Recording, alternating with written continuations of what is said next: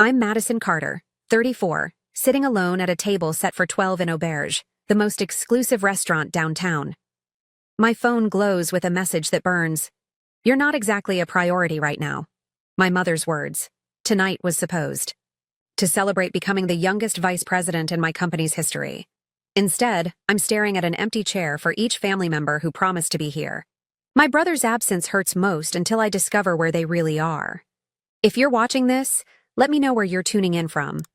Hit subscribe if family disappointment feels familiar, and stay to see what happens when you finally realize your worth isn't determined by those who should love you most. Growing up in the Carter household meant understanding your place in the family hierarchy early. Our family photos tell the story better than words ever could. In every Christmas portrait, every vacation snapshot, and every graduation picture, you'll find me at the edge, a half-smile frozen on my face, while my brother Derek occupies the center, flanked proudly by our beaming parents. I used to wonder if the photographer instructed me to stand aside, or if I gravitated there naturally, knowing my place. Birthday celebrations in our house might as well have been held on different planets. Derek's birthdays were events that required months of planning. His 16th featured a backyard concert with a local band my father hired. His 21st shut down our favorite restaurant with an open bar that cost more than my first semester of college. My birthdays? They were afterthoughts, often remembered days late with a hasty card and whatever gift my mother could find during her lunch break. We're just so tired from Derek's baseball tournament, they'd explain, missing my debate team finals where I took state championship. We can't make it to your honor society induction. Your father has an important golf game with Derek. These excuses became so familiar I stopped hearing the words and just nodded, understanding the unspoken truth. Some children are worth showing up for, and others aren't. My father, Richard Carter, successful investment banker and neighborhood barbecue king, never quite figured out how to talk to a daughter who preferred books to sports.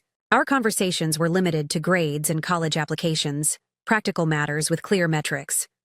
Madison, he'd say, using my full name while Derek was always champ or buddy, you need to be practical about your future. His eyes would always drift past me, searching for my brother, the son who carried his legacy in ways I apparently couldn't. My mother, Elizabeth, was more complicated. Her love came with conditions, delivered alongside comparisons that cut like paper, shallow, but stinging. If you lost 15 pounds like your cousin Stephanie, those jeans would fit better. Or, Derek just has a natural charisma. People are drawn to him. You could try smiling more. She taught me that love was something you earned through conformity and achievement. Yet somehow the goalposts always moved just beyond my reach. Derek, 3 years younger, learned to weaponize his position early. He wasn't malicious so much as opportunistic, leveraging the natural advantage our parents gave him. Why wouldn't he?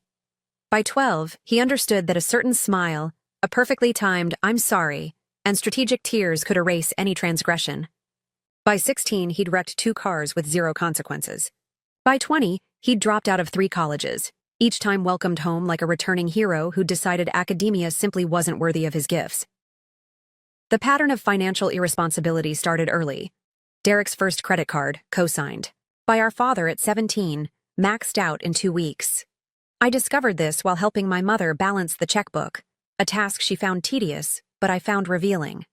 That same month, I'd been told my request for $500 for a student leadership conference was extravagant and unnecessary. Your brother is finding himself, my mother explained when I pointed out the discrepancy. He needs room to explore. You've always been so self-sufficient, Madison. Self-sufficiency, the curse of the reliable child. The only person who saw me, truly saw me, was my grandfather, Walter. My mother's father, a retired English professor with kind eyes and hands perpetually stained with garden soil. He'd lost my grandmother early and raised my mother alone, perhaps explaining her desperate attachment to male attention and approval. Maddie, he'd say, using the nickname no one else bothered with. That mind of yours is a temple. Don't let anyone convince you to diminish yourself. In his modest home, crowded with books and smelling of pipe tobacco and Earl Grey tea, I found refuge every Wednesday and Sunday. He attended every debate, every award ceremony, every milestone my parents missed. When I was accepted to college, with a partial scholarship, it was Grandpa Walter who drove me to campus, who helped furnish my dorm room, who slipped me an envelope containing $2,000, his poker winnings saved over years, he confessed. For emergencies or for joy, he instructed. Don't tell your mother. I never did. His passing during my junior year shattered something fundamental in me. The funeral was brief, practical. My mother cried appropriately. My father checked his watch, and Derek managed to make the event about his recent breakup, receiving consoling pats while I stood dry-eyed, too empty to produce tears. The real morning came later, alone in my apartment, when I realized I'd lost the only person who believed in me without qualification. Extended family gatherings only reinforced the pattern. My cousin Amanda, always quick to praise Derek's latest non-achievement while ignoring my Dean's List status. Uncle Frank, who'd ask Derek about sports, but never inquired about my internships. Aunt Paula, who once pulled me aside at Thanksgiving and whispered, I see what's happening here, and it's not right. But never said a word to her sister, my mother, about the disparity. I developed strategies for these gatherings. Arrive late, leave early, volunteer for kitchen duty. Behind the scenes, I could regulate my exposure to the family dynamic, measuring it out in doses I could tolerate. I became expert at deflecting personal questions, turning conversations toward others, becoming the photographer rather than the subject. I learned that invisibility, while painful, was safer than rejection. By 25, I had mastered the art of expecting nothing. Every disappointment was anticipated, every slight predicted. It was a lonely way to live, but effective as armor. What I didn't realize was that I had internalized a dangerous lesson. That love was something I was inherently unworthy of receiving. College was my escape, but not in the traditional sense of wild parties and freedom. For me, education was salvation through achievement. While my parents paid Derek's full tuition at each new university he decided to try, I cobbled together my education through patchwork financing, the partial academic scholarship, federal grants, private loans, and 3 simultaneous jobs. Mornings at the campus coffee shop beginning at 5:30, afternoons at the library reference desk, and weekends waitressing at an upscale restaurant downtown. The schedule left little time for sleep, much less a social life, but it taught me something crucial. I could rely on myself completely. Each paycheck was a victory. Each semester completed without dropping out was proof that I didn't need the family support others took for granted. Despite the exhaustion, I graduated summa cum laude with a double major in business administration and economics. My parents attended graduation, arriving late and leaving early for Derek's intramural soccer game. My mother hugged me briefly, commenting that my graduation gown made me look washed out. My father handed me an envelope containing $100 and practical advice. The job market's tough. Don't be too picky. My entry into the corporate world began at Meridian Financial Solutions, a mid-sized firm with potential for growth. I started in the most junior position possible, essentially, a glorified coffee fetcher and copy maker. Within 6 months, I had reorganized the filing system, created an efficiency protocol that saved the department 20 hours weekly, and caught a significant error in the quarterly report that would have cost the company thousands in regulatory fines. Sarah Jensen, the department head, noticed. Unlike my family, Sarah's attention was based purely on merit, refreshingly objective in its assessment. You're wasted in this position, she told me bluntly after calling me into her office. I'm moving you to junior analyst starting Monday. Don't make me regret it. I worked twice as hard as my peers, arrived earlier, stayed later, not out of desperation, but determination. Each promotion became not just professional advancement, but personal validation. By 28, I was a senior analyst with a team of 3 reporting to me. By 30, department manager with a corner office and company stock options. My colleagues respected me, my superiors valued me, and for the first time, I experienced what it was like to be chosen rather than tolerated. The Walker Project became my defining moment at Meridian. A high-profile client with billions in assets was threatening to take their business elsewhere after 3 consecutive quarters of underperformance. The account was toxic, everyone knew it, and senior management was quietly looking for someone to take the fall when it inevitably collapsed. I'll take it, I said during the executive meeting, surprising even myself with the declaration. The room fell silent, expressions ranging from relief to pity. They were handing me professional suicide, and I was volunteering. What they didn't know was that I'd spent 6 weeks secretly analyzing the Walker portfolio, identifying the fundamental flaws in our approach. The client wasn't looking for conservative growth as we'd assumed. They were using us to balance high-risk investments elsewhere. Our strategy was misaligned with their actual goals. I rebuilt the entire investment approach, working 18-hour days for a month straight. I restructured the team, brought in specialists from other departments, and personally presented the new strategy to the Walker family patriarch, an intimidating 80-year-old who reportedly made junior executives cry during meetings. "You're the first person who's actually listened to what we want instead of telling us what we should want," he told me after my presentation. "Double her authority," he instructed our CEO, right there in the meeting. "She gets us." Within 2 quarters, the Walker account performance increased by 34%. By year's end, they had increased their investment with us by $20 million and referred 3 similar clients. The board took notice.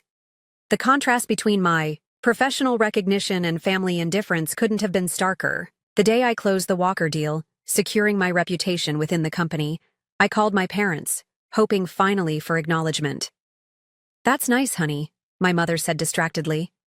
"Did you hear Derek is thinking about opening a jet ski rental business? Your father's so excited to help him get started. We're having a family dinner to discuss it on Sunday. You probably can't make it with your busy schedule, right?" I stopped calling after achievements, stopped mentioning promotions, raises, or professional milestones. In their place, I created a surrogate family of colleagues and mentors who recognized quality work and celebrated success. We had monthly dinners, holiday gatherings, weekend outings. They weren't perfect, but their appreciation was genuine, their interest sincere. When Martin Reynolds, the CEO, called me into his office on a Tuesday afternoon in April, I expected a routine meeting about quarterly projections. Instead, he offered me the position of Vice President of Strategic Development, effective immediately. At 34, I would be the youngest VP in company history, with a salary increase of 65% and an equity stake in the firm. "You've earned this, Madison," Martin said, using my full name with respect rather than distance. The board vote was unanimous. "We see big things in your future here." The validation was overwhelming. That night, alone in my apartment, I allowed myself something rare. Hope that this achievement, this undeniable success, might finally be enough for my family to see me. I planned the promotion dinner with meticulous care, as though perfect execution could guarantee the outcome I'd been seeking my entire life. I reserved the private room at Auberge, a restaurant with 3 Michelin stars and a 6-month waiting list. I called in a favor from a client who knew the owner to secure the reservation. I sent formal invitations to my parents, Derek, and extended family members who lived in town. I even hired a professional photographer to document the evening, evidence perhaps that this milestone had actually occurred, that it mattered enough to be preserved. The RSVPs came back quickly. "We wouldn't miss it," my mother texted. "So proud of our girl," my father's message read, the first time he'd used that possessive pronoun in relation to me in years. Derek sent a gif of champagne bottles popping. Cousins, aunts, and uncles confirmed attendance with enthusiastic messages. For one beautiful, foolish week, I allowed myself to believe that everything was about to change. The day of the dinner, I took a rare afternoon off work to prepare.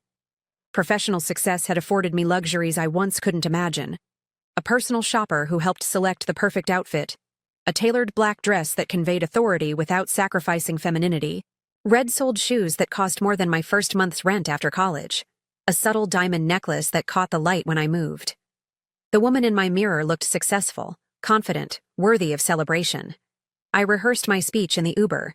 On the way to the restaurant, a carefully crafted 5 minutes that expressed gratitude without desperation, achievement without arrogance. I wanted to thank my family for their support, to tell them that this success was partly theirs, a gracious fiction I was willing to offer as olive branch. Auberge's private dining room looked exactly as I had envisioned. Elegant without being. Ostentatious, 12-place settings of fine china and crystal, arrangements of white peonies and hydrangeas creating a sophisticated centerpiece. The champagne, vintage Dom Perignon, was chilling. I had arranged personalized menus, each guest's name embossed in gold at the top. Small gift bags waited at each place setting. Mont Blanc pens for the men, delicate silk scarves for the women, each with a handwritten note of appreciation. 6 o'clock arrived, the reservation time. I chatted with the maitre d' about wine pairings, tried not to check my watch. 6:15 came and went, then 6:30. The first text arrived at 6:45 from my cousin Amanda. "So sorry, Mads. Tyler has a fever, can't make it after. All. Rain check?" By 7, my uncle and aunt had also texted their regrets. A work emergency, unavoidable. By 7:15, 3 more cancellations had arrived, each with a different but equally urgent excuse. No word from my parents or Derek. I sat alone at the head of the table, sipping water, smiling reassuringly at the servers who passed with increasingly concerned glances.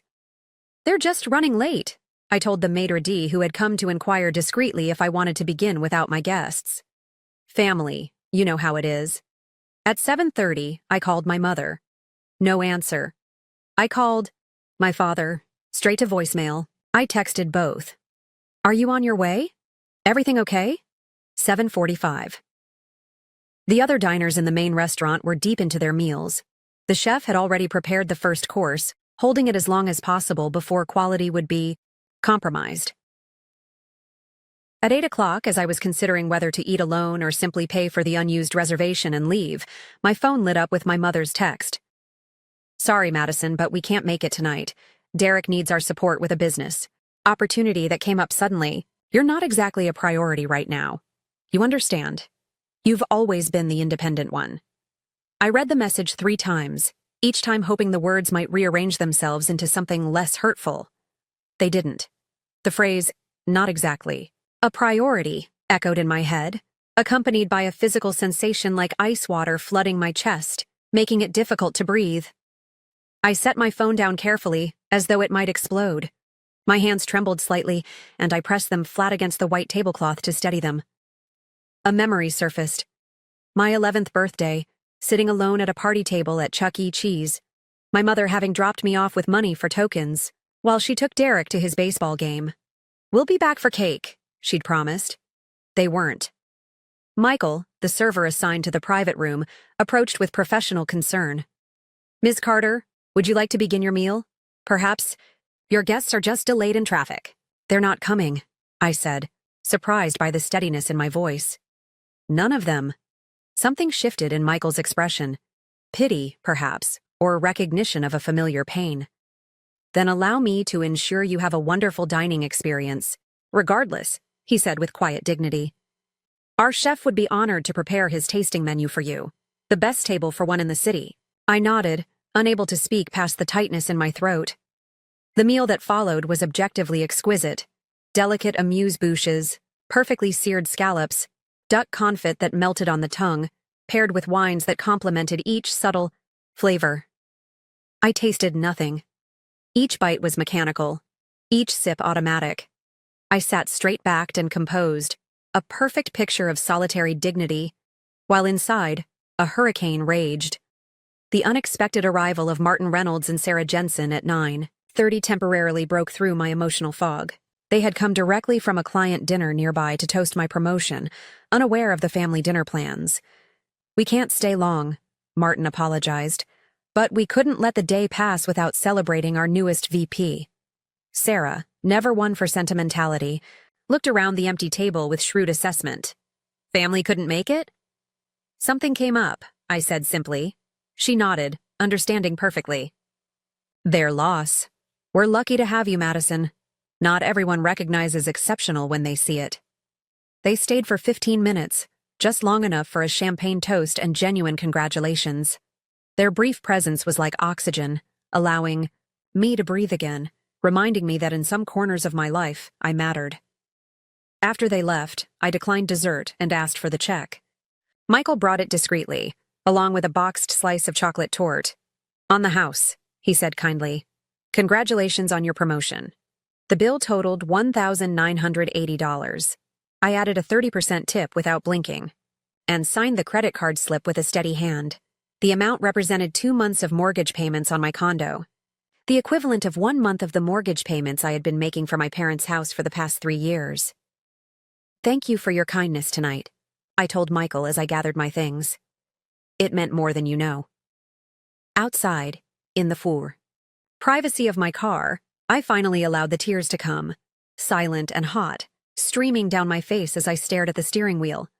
Not tears of sadness exactly, but of clarity, of recognition, of seeing finally what had always been true but too painful to acknowledge.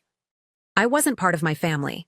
I was its utility, its safety net, its reliable resource, but never its priority, never its celebration, never enough. After composing myself enough to drive, I headed home to my downtown condo, the 15-minute journey passing in a blur of streetlights and silence. Home was my sanctuary. Modern, minimalist, every item chosen with purpose. No clutter, no excess, everything in its place. The opposite of the chaotic family home I'd grown up in. I kicked off my heels, poured a generous glass of bourbon, and sank onto my sofa, still in my beautiful, wasted dress. My phone, which I'd silenced after my mother's text, showed no missed calls, no follow-up messages, no apologies. The absence spoke volumes. Almost automatically, I opened Instagram, scrolling mindlessly as a distraction from the hollow ache in my chest. That's when I saw it, posted 30 minutes earlier by my cousin Amanda, the same cousin who'd claimed her son had a fever. The photo showed my entire family crowded around an outdoor table at Harbor Grill, their favorite waterfront restaurant. My parents, Derek, Amanda, and her husband, my aunt and uncle, even my mother's elderly cousin visiting from Florida. Wine glasses raised, faces flushed with laughter. The caption read, "Family night out for the real success story. Proud family. Dachau achievement. Making waves." I zoomed in, studying each smiling face, each celebratory gesture, my father's arm around Derek's shoulders, my mother beaming with unmistakable pride, the table strewn with empty appetizer plates and multiple wine bottles, evidence of a lengthy, leisurely celebration. In the background, partially visible, sat something large covered with a tarp. In the next photo, the tarp had been removed, revealing a gleaming white and blue jet ski. Derek stood beside it, arms raised triumphantly. The caption, "New business venture officially launched. First fleet member acquired. Entrepreneur, chakra dreams come true." The jet ski. The business opportunity that had been more important than my promotion dinner. The real success story worth celebrating. I swiped through more photos, each one a fresh wound. My brother raising a toast. My mother wiping away what appeared to be tears of joy. My father signing what looked like paperwork, financing documents presumably.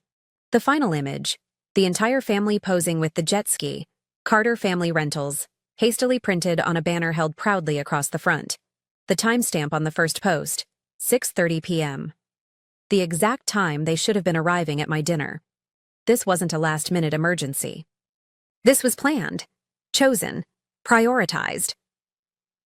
The revelation unleashed memories of similar instances throughout my life, moments I had excused or rationalized. My college graduation party, canceled because Derek had impulsively decided to go on a road trip with friends, and the family couldn't celebrate without him. My first apartment, which my parents never visited despite living 20 minutes away, while they drove 3 hours twice monthly to see Derek's college dorm. My 30th birthday, when they'd promised to come for dinner but called last minute because Derek had broken up with his girlfriend and needed emotional support. Each memory carried a familiar explanation. Derek needs us right now. Your brother is going through a difficult time. You understand. You've always been the strong one. The pattern was undeniable, and seeing it laid bare in those photos shattered something fundamental in me. This wasn't about tonight's dinner or even the promotion. This was my life story, perfectly encapsulated in a single Instagram post. In my car outside the restaurant, I had cried tears of hurt. Now, sitting in my living room, staring at photographic evidence of my family's true priorities, something different emerged. Anger. Pure, clarifying anger that burned away confusion and self-doubt. My hands shook as I set down my phone. I stood up, suddenly unable to remain still, and paced the length of my living room, my mind racing with calculations. The jet ski in the photo, a high-end model, would have cost at least $15,000. Derek, who had been between Opportunities for the past year had no income, no savings, and credit destroyed by multiple defaults, which meant my parents had either purchased it for him or co-signed yet another loan that would inevitably become their responsibility. The same parents whose mortgage I had been paying for 3 years.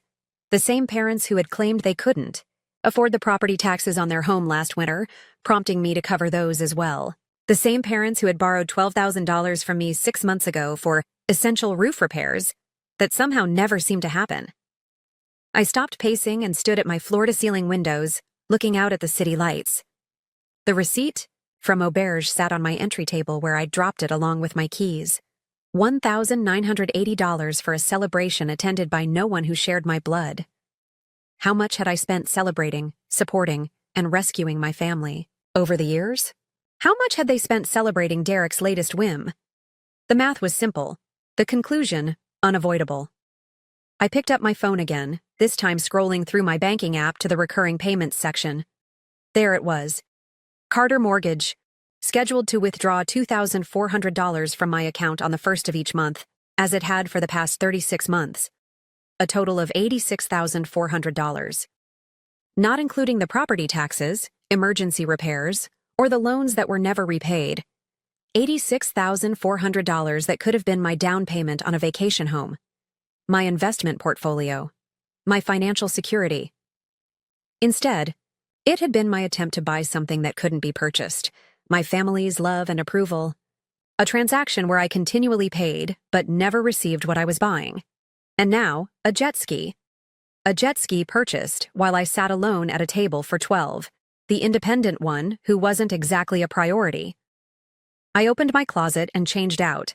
Of my dress, hanging it carefully, a funeral for expectations I should have buried long ago. In comfortable clothes, I sat at my kitchen island with my laptop and a fresh determination. It was time to close accounts that would never balance. The first time my parents asked for financial help, I was 29, newly promoted to senior analyst at Meridian. The call came on a Tuesday evening as I was preparing dinner in my small apartment. Madison, we need to talk to you about something. Serious, my father began, his voice uncharacteristically subdued. My mother sniffled in the background. They explained that the economic downturn had hit them hard. My father's investment firm had downsized, cutting his salary by 40%.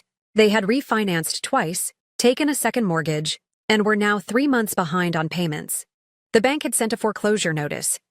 We need $8,700 by Friday to stop the process, my father explained. We've tried everything. You're our last hope. I had exactly $9,342 in my savings account, money I'd been setting aside for a down payment on my first home. I transferred $8,700 to their account that night. It's a loan, my father insisted. We'll pay you back as soon as things turn around. 2 months later, they called again. The bank needed proof of ongoing ability to pay. Could I help temporarily, just for a few months until my father's company stabilized? I agreed to cover 3 months of mortgage payments, $2,400 monthly. 3 months became 6. 6 became a year. By then, it had become routine. My father found a new job, but at lower pay. My mother developed minor health issues that required frequent doctor visits. There was never a right time to discuss transitioning the payment back to them. By the 18-month mark, we no longer discussed it at all. It was simply understood that on the first of each month, $2,400 would move from my account to theirs. I adjusted my lifestyle accordingly. No vacations, fewer dinners out, cheaper clothes. I took on consulting projects, outside my regular job, working weekends to maintain my savings goals despite the additional expense. The mortgage payments were just the beginning. There were property taxes twice yearly, $4,600 each time.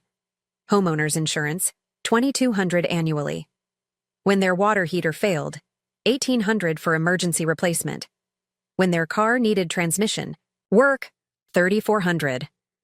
None of it was ever repaid. None of it was even acknowledged after the initial thank you. It became expected, my responsibility, as though I had silently agreed to become the family bank. Meanwhile, Derek's financial adventures continued unabated. There was the food truck business that operated for 3 weeks before he lost interest. $20,000 of startup costs, funded primarily by my parents refinancing their car. The cryptocurrency investment opportunity that disappeared, Overnight, $12,000. Source unknown but suspicious timing after I had lent my father $15,000 for portfolio diversification. The pattern repeated with sickening regularity.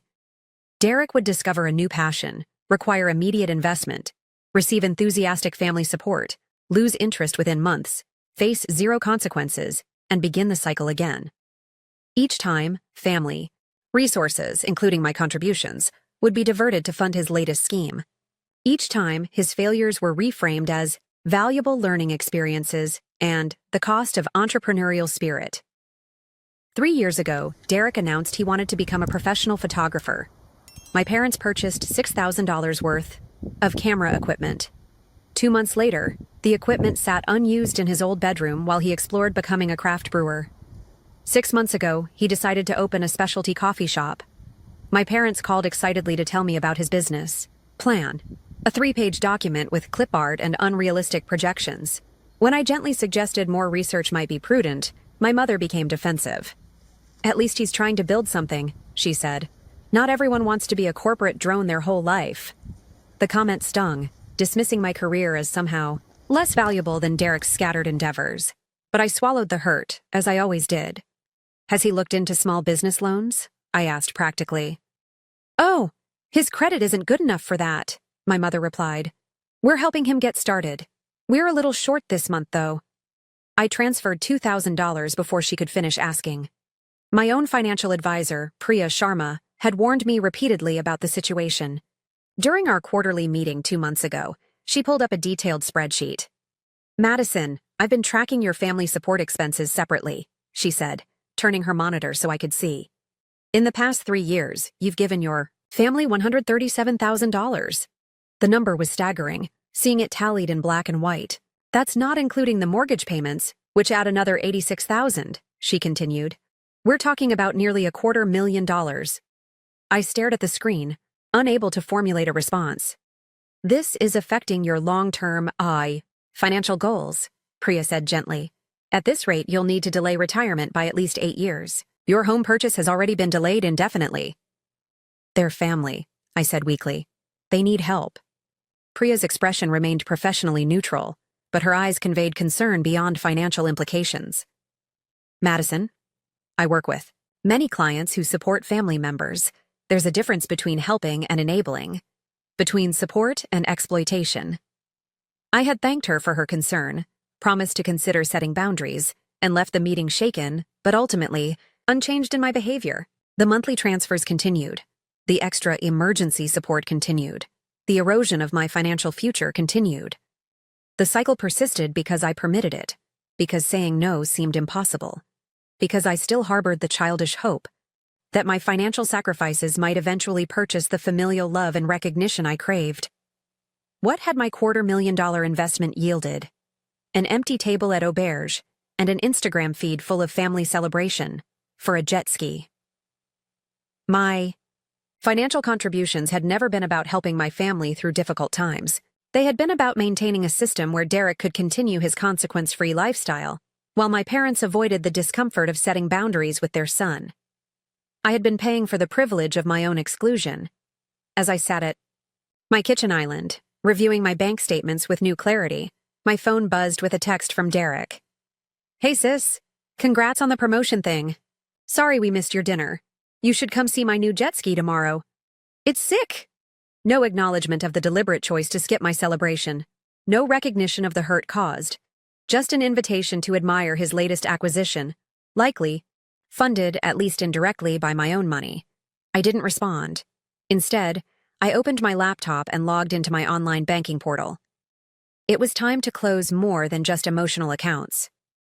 The drive back to my childhood neighborhood felt surreal, like visiting a movie set of a film I'd once watched rather than a place I'd lived for 18 years. The streets were quieter at midnight, the well-maintained colonial and Tudor homes, dark except for porch lights and occasional upstairs windows. My parents' 2-story brick house sat in the middle of the block, distinguished by my father's meticulously maintained lawn and my mother's elaborate front garden. Appearances had always mattered deeply to the Carters. As I drove slowly past, I noticed lights still on downstairs. They were awake, perhaps still buzzing from the celebration of Derek's jet ski purchase. Perhaps planning the grand opening of Carter Family Rentals. Perhaps, though I doubted it, feeling a twinge of guilt about the dinner they'd abandoned. I didn't stop. Not yet. I needed time to think, to plan, to make decisions that came from clarity rather than hurt. I drove to Riverside Park, empty at this hour except for the occasional police patrol. Parking near the water, I rolled down my windows to let in the spring night air and the gentle sound of the river flowing past. This park had been my refuge as a teenager, the place I came to read, to dream, to escape the constant reminder of my secondary status in the family. The wooden bench where I'd spent countless hours still stood beneath an old oak tree, now much larger than in my memory. Grandfather Walter's voice seemed to drift on the night air. Know your worth, Maddie. Never beg for a place at tables where you should be an honored guest. He had recognized early what had taken me decades to see. My family's treatment wasn't something I could fix with greater achievement, more sacrifice, or endless financial support. The problem had never been that I wasn't enough. The problem was that nothing I did would ever be enough, because the framework itself was broken. For 3 hours, I sat by the river, sometimes crying, sometimes laughing at the absurdity of it. All, but mostly thinking with a clarity that had eluded me for years. By the time the eastern sky began to lighten with pre-dawn gray, I had made my decision. I drove to the nearest 24-hour convenience store, purchased a notepad and pen, and sat in my car composing the most important letter of my life. I wrote and rewrote, crossing out lines, starting over, until finally the message distilled to its essential truth. Returning to my online banking app, I navigated to the recurring payments section. My finger hovered over the Carter mortgage entry for just a moment before I selected Cancel Recurring Payment. A warning appeared. Are you sure you want to cancel this payment? This action cannot be undone. I pressed Confirm. Next, I emailed my financial advisor, Priya. Effective immediately, I am stopping all financial support to my family. Please restructure my portfolio accordingly, prioritizing my home purchase goal and retirement planning. I'll schedule a meeting next week to discuss details. My third action was professional rather than personal. I opened my work email and composed a message to Martin Reynolds and the executive team. I would like to propose a 3-day personal leave to process my promotion and prepare for new responsibilities. I'll be unavailable by phone until Monday morning, but will address any urgent matters via email. Thank you for your understanding and support. With these practical matters addressed, I drove back to my parents' house. It was 4:30 in the morning. The house was dark now, everyone asleep. I parked across the street, took the folded note from my pocket, and walked quietly up the familiar path to the front door. I stood there briefly, looking at the door I had passed through thousands of times. Leaving for my first day of kindergarten, returning from college visits, bringing groceries when my mother was ill. The house contained the complete archive of my childhood disappointments, each room a museum exhibit of moments when I had been deemed less important, less worthy, less loved. I slipped the note into the brass mail slot, hearing it fall onto the entryway floor inside. Then I turned and walked away without looking back, a weight lifting with each step. The note contained just 3 sentences. I have canceled the mortgage payments I've been making for the past 3 years. Let Derek pay it with his jet ski money. Do not contact me until you're ready to build a relationship that doesn't involve my checkbook. Back in my condo, I turned off my phone, drew the blackout curtains, and fell into the first truly peaceful sleep I'd had in years. No anxiety about family expectations, no guilt about boundaries, no responsibility for adults who should have been taking care of themselves, and, once upon a time, of me. I slept for 10 uninterrupted hours. When I finally turned on my phone, at 3 in the afternoon, the notification screen filled instantly. 82 missed calls, 47 voicemails, 94 text messages. My mother had called 28 times, my father 34, Derek 14. The remaining calls came from extended family members, likely recruited to pressure me after my parents' attempts failed. I didn't listen to the voicemails or read the texts. Not yet. Instead, I ordered delivery from my favorite restaurant, opened a bottle of good wine, and began researching properties in my target neighborhood. For the first time in 3 years, my full salary was my own. For the first time in my life, my priority was myself. The calls continued throughout the evening and into the next day. The tone of the text messages, which I glimpsed on my lock screen without opening, evolved from confusion to anger to panic to bargaining. My favorite was from Derek. "Don't punish Mom and Dad because you're jealous of my business success." On the third day, I finally listened to select voicemails and read some of the texts, curious rather than anxious about their content. They followed a predictable pattern. Denial. There must be some misunderstanding. Anger. After all we've done, for you, this is how you repay us? Guilt. Your father had chest pains from the stress you've caused. Bargaining. Let's talk about a payment plan that works for everyone. Threats. If you don't call back immediately, don't expect to be part of this family. The last one almost made me laugh. When exactly had I ever truly been part of this family? What was notably absent from any message was acknowledgement. No one mentioned the abandoned dinner. No one apologized for celebrating Derek's jet ski purchase instead of my promotion. No one recognized the years of financial support I had provided without complaint. The fundamental dynamics remained unchanged. I was expected to give, they were entitled to take, and the arrangement was not open for discussion, except I had changed the rules. And for the first time in our family history, I held the power. 1 week after leaving the note, I agreed to meet my parents at a neutral location, a coffee shop downtown, far from both their home and my condo. I arrived 15 minutes early, selected a table in the corner with good sightlines to the door, and ordered a black coffee. When they entered precisely on time, I barely recognized them. My father, always meticulous in appearance, looked rumpled and gray. My mother, who normally wouldn't check the mail without full makeup, wore only traces of hastily applied lipstick. They scanned the cafe anxiously until they spotted me, then approached with the caution of people unsure of their welcome. "Madison," my mother began before even sitting down, "this has gone on long enough. You've made your point." "What point would that be?" I asked calmly, motioning for them to sit. My father cleared his throat. "Look, we understand you were upset about the dinner. We should have been there. But cutting us off financially without warning was extreme and, frankly, cruel."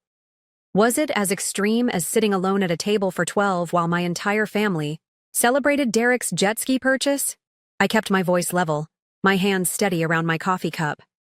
Or as cruel as telling me I wasn't exactly a priority after I'd spent 3 years paying your mortgage?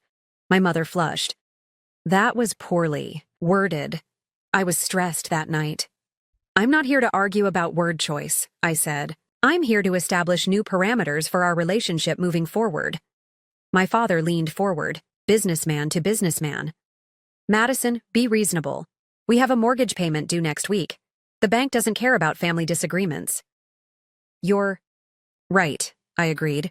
"The bank cares about money, which is why I paid it reliably for 36 months. Now it's your turn again. Or Derek's, since he's the entrepreneurial success story." My mother's expression hardened. "He's trying to start a business. He can't possibly cover our mortgage." "Neither could I at his age," I pointed out. "Yet somehow, I managed not only my own expenses but yours as well. Interesting how capacity expands when necessity demands it." "So that's it? You're just abandoning us to financial ruin because of one missed dinner?" My father's voice rose slightly. "This isn't about the dinner," I said, surprised by the genuine pity I felt for them. The dinner was just the moment I finally saw clearly what's been happening for years. This is about 34 years of being treated as less valuable than Derek, of having my achievements dismissed while his failures are celebrated, of being exploited financially while being excluded emotionally. "That's not fair," my mother protested. "We love you both equally." "Perhaps you believe that," I said gently. "But your actions have told a different story my entire life, and I'm no longer willing to fund my own exclusion." I placed a folder on the table. "This contains documentation of every dollar I've given you over the past 3 years. The total is $231,487.36. I'm not asking for repayment. Consider." It closed.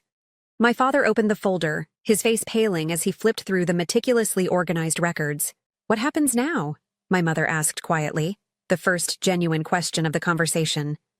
"That depends on you," I replied. "I'm open to building a new relationship based on mutual respect and healthy boundaries. I'm even open to helping with truly unexpected emergencies in the future, though not regular expenses. but I need acknowledgement of the past and commitment to change moving forward.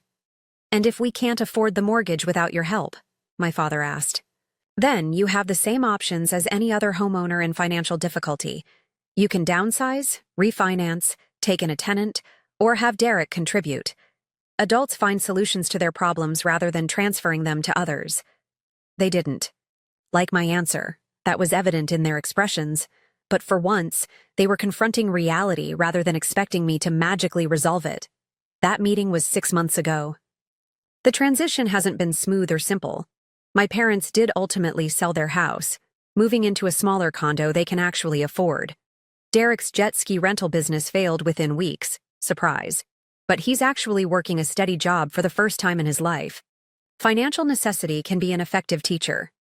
Our family relationships remain strained, but are slowly evolving into something more honest. We meet monthly for dinner, Dutch treat, always, and are learning to communicate as equals rather than as benefactor and beneficiaries. My mother has even attended 2 therapy sessions with me, though my father refuses. Small steps, but meaningful ones. The most unexpected outcome has been the strengthening of relationships outside my immediate family. My cousin Amanda, after witnessing the fallout, confessed she'd always been uncomfortable with how I was treated, but never knew how to address it. My Aunt Patricia, my mother's sister, called to tell me she was proud of me for breaking the cycle. "Your grandfather Walter would be so proud," she said. "He worried about you until the day he died. Not because he thought you weren't capable, but because he saw how your light was dimmed in that house." For myself, the changes have been profound. I purchased my first home 3 months ago, a beautiful brownstone with a garden terrace where I have Sunday brunches with friends who celebrate my successes without resentment. I've started dating someone who shows up when he says he will and asks about my day because he's genuinely interested. Most importantly, I've started therapy to untangle the belief systems that allowed me to accept such imbalanced relationships for so long. The journey hasn't been easy. There are still days when guilt creeps in, when I question whether I've been too harsh, too demanding. Old patterns are difficult to break. But then I remember sitting alone at auberge, staring at my mother's text while my family celebrated elsewhere, and my resolve strengthens. What I've learned, and what I want to share with anyone watching this, who recognizes their own story and mine, is that real love doesn't deplete you. It doesn't leave you financially drained and emotionally empty. It doesn't always take while never giving. Real love is reciprocal, balanced, and respectful of boundaries. You cannot buy love or belonging with endless sacrifice. I tried for 34 years. All it got me was an empty chair at my own celebration and a depleted bank account. The hardest lesson was accepting that no achievement of mine would ever be enough to fix what was broken in my family system. The problem wasn't that I wasn't giving enough. It was that I was trying to purchase something that should have been freely given. If my story resonates with you, if you recognize yourself in my decades of trying to earn love through achievement and sacrifice, know that you deserve better. Your worth isn't determined by how much you can give or how little you can accept in return. You deserve to be celebrated, supported, and prioritized. Not just when it's convenient for others, but consistently, as a fundamental acknowledgement of your value. Have you ever found yourself giving more than you receive in relationships? What boundaries have you established to protect your well-being? Share your experiences in the comments below. And if this story helped you recognize patterns in your own life, please hit the like button and subscribe for more content about healing from family dynamics and building healthier relationships. Remember that it's never too late to prioritize yourself. Sometimes it's the only way to teach others how to truly value you. Thank you for listening to my story. Wishing you the courage to know your worth and the strength to honor it every single day.